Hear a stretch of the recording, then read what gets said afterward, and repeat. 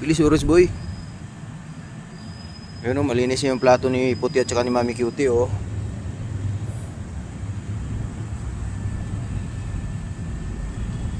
Bilis. Sa mga nagtatanong po na yun nga, sabi pumayat daw si Orange Boy, payat na daw.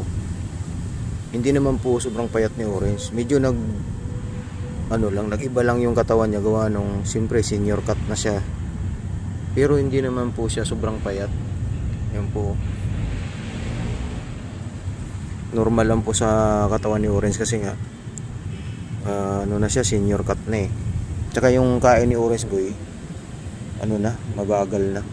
Kaya kailangan din yung pagkain niya malambot. Hindi po pwede na dry ibigay sa kanya kasi parang nahihirapan siyang umuya. Kaya bago ko ibigay yung mga pagkain nila,